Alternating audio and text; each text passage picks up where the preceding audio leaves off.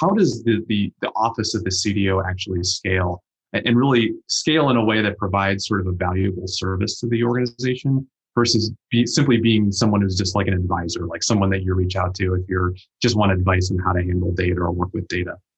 I often use the expression, the little known dirty secret of data management is that data management organization does not manage data. It's Right. the rest of the organization that does. All right. So really, really important to not just be an advisor, but to be a steward of that, to reach out and get involved in the individual lines of business, and then basically entrust the responsibility of maintaining that asset to those individuals in those lines of business. So in one sense, if you try to centralize, and again, I'm speaking generically, so smaller firms may have centralized organizations versus not. But the reality is, and this goes back to, we used to call them data stewards, now they're, data executives, whatever it might be. But what I have found in my career, and as I talk to many members of the council, is entrusting the lines of business to take that responsibility with the knowledge of how to do it, and to actually be responsible for all the things I talked about before, the access and the use and so forth. That's a really important point, and that's the only way you could scale.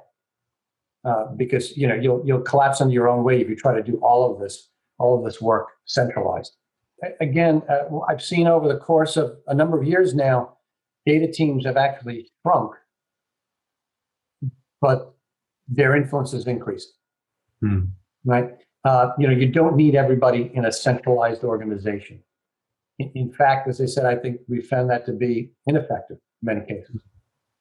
The trick is to have good leadership, good ways of communicating with the lines of business, and then working with the lines of business. It's not hands off by no means, but you do want to entrust those stewards or those experts in those different fields to carry the best practice of data management throughout their businesses. Right. So, it sounds like it's almost like a form of like data democratization, right? It's instead of having it in sort of a centralized location, the CDO basically empowers and actually, enables other areas of the business to sort of take on that role. I mean, even if there's opportunities to centralize the asset, which, you might have a centralized customer database, the accountability of the data in that database could then be federated out. If I have a customer database which contains information about my customers across multiple lines of business, there's obviously an opportunity to have that information centralized, but I would allocate out the accountability of maintaining that customer database or the individual information about the customers to the lines of business that do the work for that customer. Right.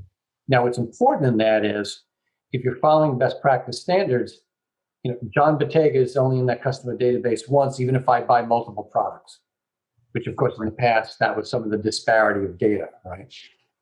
So yeah, there are opportunities for centralizing the asset and doing some level of centralized management, but it is most beneficial when the SMEs in those different lines are the ones who are touching the information.